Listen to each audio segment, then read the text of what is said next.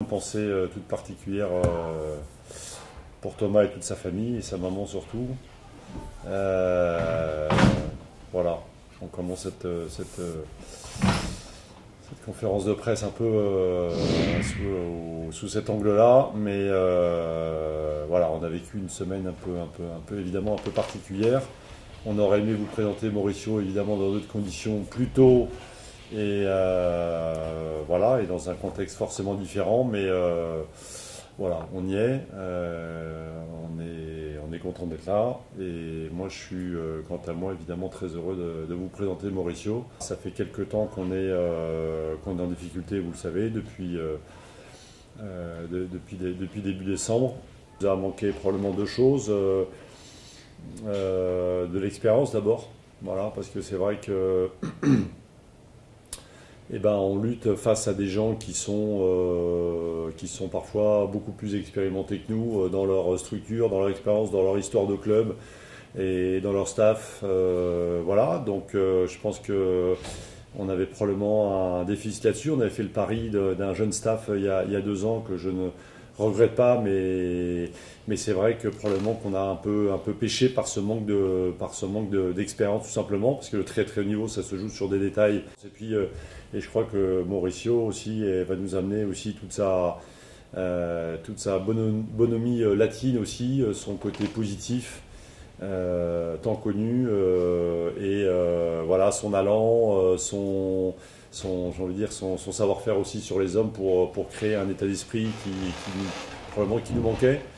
On a un bon groupe, je l'ai beaucoup répété, on a vraiment un bon groupe, mais entre un bon groupe et un groupe extrêmement uni, serré, solidaire, et ben aussi c'est une marche, et je pense que Mauricio va nous apporter ça. Mais il faut réagir très très fort, et que aussi Mauricio a connu ce genre de choses. Je pense à ton aventure à Castres en 2015, et va nous aider aussi à évidemment bien prendre le bon tournant en cette fin de saison d'abord pour se maintenir, voilà, pour se sauver, et puis pour poursuivre évidemment ensemble le projet du club. Juste au niveau contractuel, c'est un contrat de combien de temps?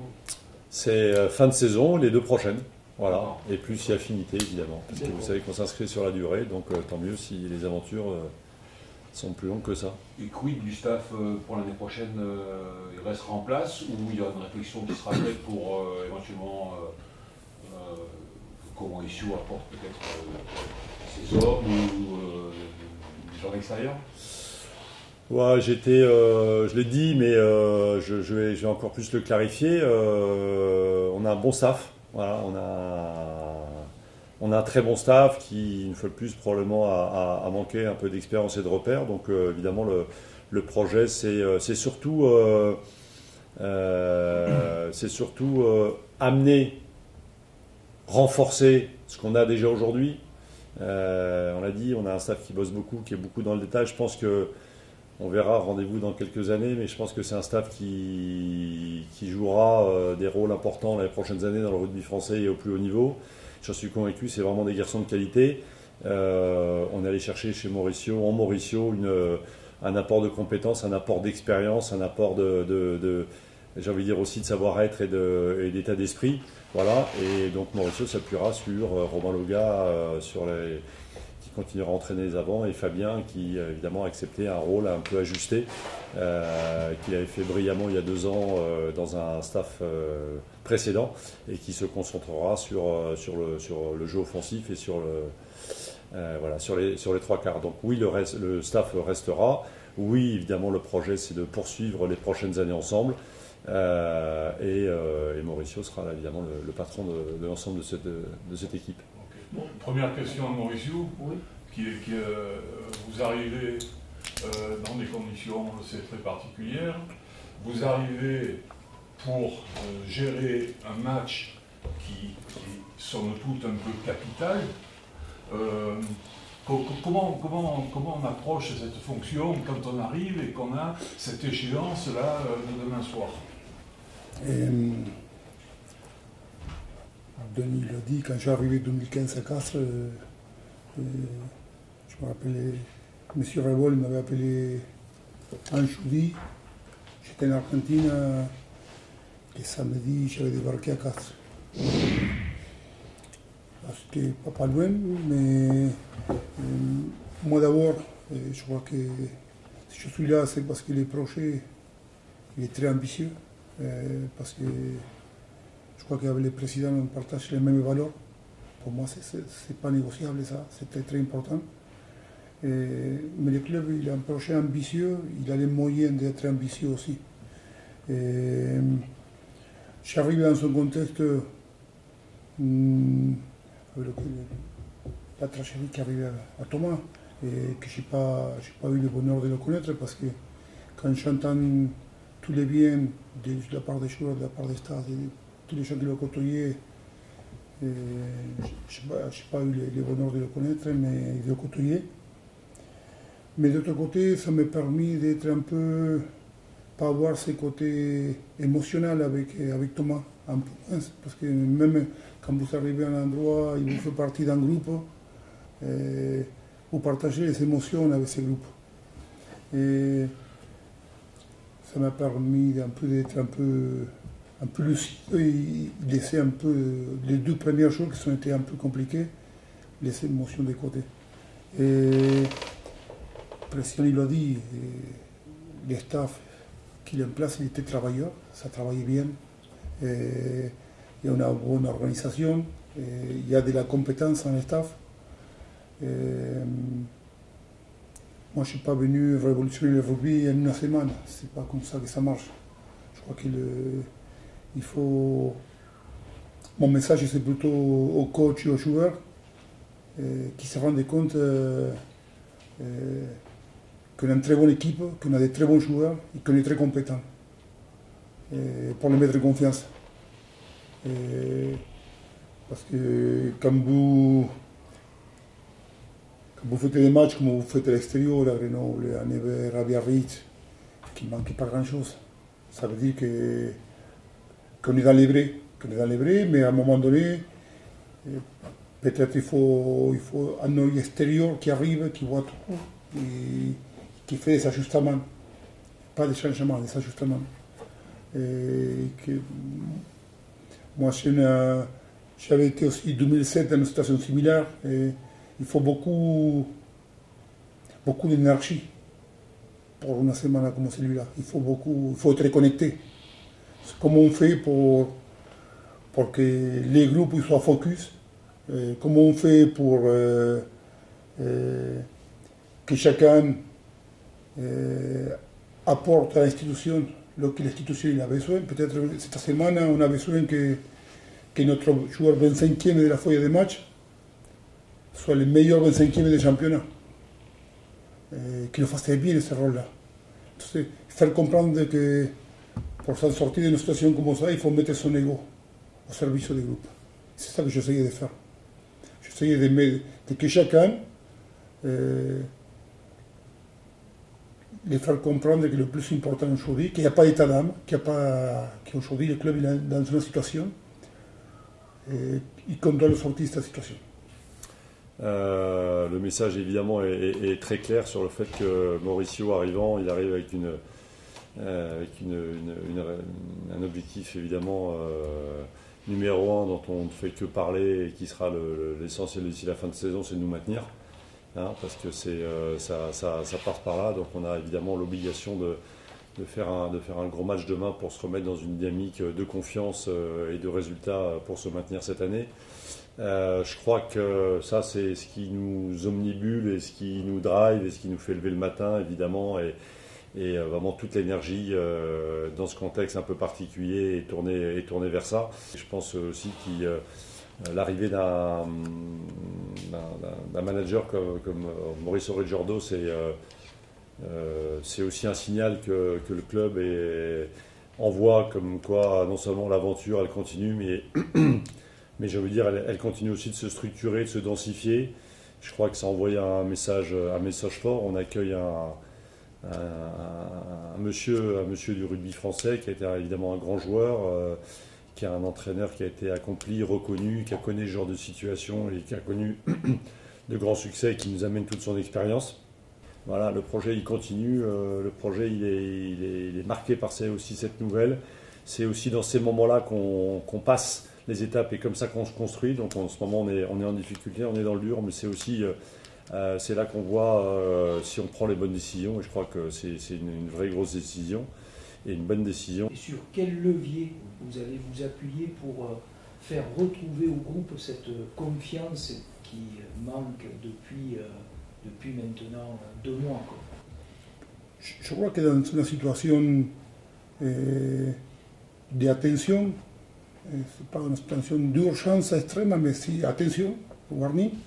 Il faut d'abord rugbystiquement cibler la défense, certainement.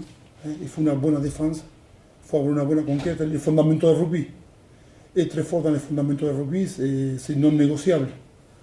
Mais après, surtout, être connecté, que les joueurs qui vont finir le match comprennent que les 20 dernières minutes d'un match, c'est les money time, et que c'est eux qui vont faire la différence. C'est que chacun comprenne le rôle qu'il doit remplir. Chaque joueur d'entraînement, il est sur tous les jours de match. J'ai senti un groupe qui a, au-delà de l'événement qu'on a eu cette semaine, je crois qu'il y a un groupe concerné, un groupe investi, conscient de l'importance des matchs de demain. Mais le plus dur demain, ça sera surtout de gérer l'émotion, parce que le trop plein d'émotions peut donner des ailes, c'est sûr, mais au contraire, peut éventuellement vous freiner et vous empêcher justement de jouer un peu libéré. Et j'ai raconté hier, il y a quelques années, j'avais une expérience, parce que l'année 99 et 2003 en tant que joueur, on avait fait les matchs d'ouverture de la Coupe du Monde. Et aussi 2007. Et chaque fois, vous jouez contre l'équipe qui reçoit. Et 2003, je me rappelle, à l'époque, il y avait Agustin Pichot, qui était le capitaine. On était 2 mois en Australie. Il nous avait fait passer à la remise des maillots 2 heures avant le match, en enveloppe. Seulement quand j'ouvrais l'enveloppe, il y avait mon fils qui avait 6 ans, qui disait « Papa, tu vas être champion du monde ». Il allait traîner ma femme. Il n'y avait pas plus fort que ça. On avait tous pleuré, 2 heures après, on avait passé à côté des matchs. On était rincés. Et on avait tout donné, les moments forts, c'était là. Et 2007, avec cette expérience Agustin, il avait le match contre la France, je me rappelle, il y a cette fameuse lettre, je crois qu'ils font lire à Clément Potreno avant le match, qu'à ce moment-là, c'était un moment fort dans la vie d'un groupe. Quand il s'arrivait au match contre les Argentins, c'était rincé les mecs, ils avaient tout donné 2 heures avant le match. Et les Argentins, en contrepartie, avaient l'expérience des 4 ans précédents, aux hymnes, les mecs qui pleuraient, ça s'est passé ce qui s'est passé, mais je crois qu'il faut savoir gérer, je crois que ça ne sera pas un jour d'un grand discours demain. Demain, mentalement on va y être, émotionnellement on va y être.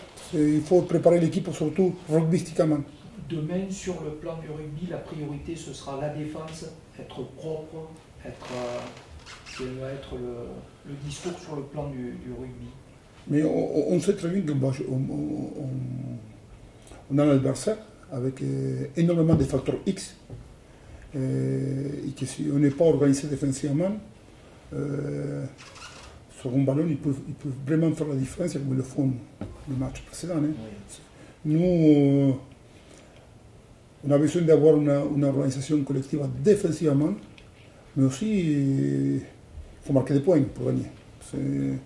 Mais je crois que les repères offensifs de cette équipe, il est peut-être un peu est très bon en conquête, mais la conquête, je crois que c'est pas tout à fait avoir une grosse mêlée, mais gagner les mêlées importantes, gagner les touches importantes. C'est difficile de faire 100% des touches, 100% des mêlées, être zéro pénalité. À quel moment on fait les fautes? Si on doit faire des fautes, à quel moment, si une mêlée n'a pas gagné, c'est laquelle qu'on va pas gagner? C'est la mêlée à 5 mètres qui peut nous faire gagner un match, C'est cela l'important. Que les joueurs prennent conscience des temps forts, des temps faibles. Et France Rugby a la malchance d'être premier au niveau des cartons, avec je crois 48 cartons je crois depuis le début de la saison. Un gros problème de discipline. On sait que vous êtes un fervent chevalier de la discipline méthodique. Ça va être quoi justement pour les remettre dans le rail et arrêter de jouer des matchs à 13 ou à... Déjà, on a mis en place cette semaine, c'est identifier l'arbitre qu'on aura. Moi, chaque match, on prend l'arbitre de match, on regarde ces 8-10 derniers matchs et on essaye de comprendre son arbitrage. C'est l'arbitrage de domaine, c'est un arbitre qui fait hyper attention sur tous les racks. Et il fait un arbitrage à 3, parce que chaque fois qu'il y a un hors-jeu, mais il écoute énormément ses assistants. Ça veut dire qu'il n'y a pas que l'arbitre, ses assistants. Et après, il écoute. C'est un arbitre de domaine qui anticipe. Lâcher, toucher pas, reculer. Si on écoute l'arbitre, ça va nous aider à être disciplinés. Au niveau de la composition des équipes, c'est vous qui faites la compo de l'équipe? Comment ça se passe? C'est moi le responsable de la compo d'équipe. C'est moi le responsable. Après, on a mis un fonctionnement en place avec Romain et Fabien. Et je suis quelqu'un qui échange énormément. Et je suis dans les partages. On échange. J'ai les derniers mots. Après, sachez que je suis arrivé depuis 7 jours. Je m'appuie beaucoup sur Fabien, je m'appuie beaucoup sur Romain. Mais j'ai les derniers mots. Qu'est-ce qu'ils vous ont dit, Romain et Fabien, quand vous êtes arrivés? Sur quoi ils ont attiré votre attention en priorité? Sur quoi ils étaient en difficulté? On échangeait. On a commencé pour échanger beaucoup sur la journée de travail, sur les contenus, avec les charges de travail, les jours de travail de la semaine. Je crois qu'à ce moment, on a besoin de passer du temps ensemble, avec la Covid, à 18 heures on rentre à la maison, on ne peut pas faire des repas de famille, des repas de groupe. Je crois qu'il faut passer du temps ensemble. Le rugby, c'est ça. Mais le rugby, il n'a pas changé. Le rugby, il a évolué juste. C'est une histoire d'homme. Qu'est-ce qu'on a fait avec Fabien Romain? D'abord, on a commencé joueur pour joueur. Point fort, point faible, situation, blessure, vraiment connaître l'état des lieux de l'effectif. Comment eux préparaient les semaines, les contenus de la semaine, me familiariser avec les plans de jeu. Et à partir de là, qu'est-ce qu'on peut améliorer? Et on a mis quelques améliorations en place en termes d'organisation défensive, en termes d'organisation de travail, des réunions, je vous disais, on a beaucoup investi les joueurs, les leaders, dans l'organisation de la semaine. On a mis en place un mot d'ordre de la semaine. Il y a des choses qui sont en place, que ça fonctionnait très bien. On a surtout fait des améliorations pour améliorer le fonctionnement. Mais il y a un fil qui s'était cassé quand même. Il y avait les leaders, ils n'ont pas répondu présent depuis 2021, ils ont été absents. Moi, je ne peux pas parler qu'est-ce qu'ils ont fait les leaders pendant ce temps-là. Donc, je peux dire que pour moi, un leader, d'abord, pour être leader et être légitime, il faut être bon là. Et si on n'est pas bon là, on n'est pas légitime dans une réunion. Aujourd'hui, on a un conseil des sages, on a un groupe de leaders, mais les groupes de leaders, pour être leader, il faut être bon sur le terrain d'abord. Moi, j'attends demain un gros match de leader. Pour pouvoir être légitime après dans les réunions, pour pouvoir dire ça me va, ça ne me va pas. Parce qu'il faut écouter les joueurs, il faut échanger avec les joueurs, il faut construire avec eux. Et pour avoir les droits à la parole, il faut être bon là. Ça, il n'y a pas changé. Hein. Si on est bon là, on est légitime. J'attends ça demain. J'attends que mes leaders soient légitimes sur le terrain. C'est pas Mauricio qui va jouer demain soir et c'est pas Philippon non plus. On y arrivera. Évidemment, on y arrivera avec les joueurs. Hein, l'attitude qu'on a vue sur le dernier match face à Angoulême et objectivement face à Perpignan, c'est pas acceptable pour nous. Donc on attend évidemment une très grosse réaction des joueurs et surtout, Mauricio l'a dit, une très grosse réaction des leaders demain soir à 19h. 18h. 18h, pardon. 18h, ouais. Vous arrivez avec un joker médical que vous connaissez bien. Tout à fait. Bon, Kinski. ouais. Hans Inkizi. Oui, je le connais bien, c'est un joueur qui a évolué depuis l'an 2000 en top 14, c'est un joueur c'est une plus-value pour le club, c'est une plus-value, il va apporter énormément, Hans. Il y a beaucoup d'envie. Il est revanchard. Ouais. Tu vois, comme c'était revanchard, il y a un plus. Il va nous faire des bien, Hans. Ouais. On peut s'attendre à un 15 de départ identique, du même calibre que le type habituel, ou vous avez déjà en tête à mettre un peu de la... Le capitaine, changement. pas de changement pour le Non, pas de changement. Et moi, je crois que mon fonctionnement, c'est la méritocratie. On a une hiérarchie au début d'année. Au bout d'une minute d'entraînement, il n'y en a plus. Moi, je crois que je suis beaucoup plus dur avec les leaders, parce que c'est des leaders, parce que c'est des joueurs cadres. C'est pour ça qu'ils sont des cadres, parce qu'ils sont capables de se remettre en question. Mais moi, je fonctionne. On donne pour le club, on est généreux pour l'équipe, on est bon sur le terrain, on les récompense. Vous allez devenir aixois? Hein? Vous allez devenir aixois? Je suis déjà. D'accord. Je suis déjà. D'accord. Moi, je crois que quand vous arrivez à l'endroit, moi je disais président, on s'est eu au téléphone et on a coupé. La première chose que j'ai été chercher, c'est comment les clubs. Et là, je me renseigne un peu de comment a été fondé le club, parce que moi, j'ai un respect énormément pour l'identité. Pour moi, c'est très important ça. Moi, je viens ici. Et pour moi, le plus important, ça sera toujours l'institution. Je viens donner le meilleur de moi pour l'institution. C'est la décision que j'ai prise en famille. Ma famille, pour l'instant, il faut finir l'année scolaire. Ouais. Ils sont avec moi depuis, à partir du mois de juillet. C'est une décision de famille. Et on est très heureux avec ma femme de faire partie de la famille.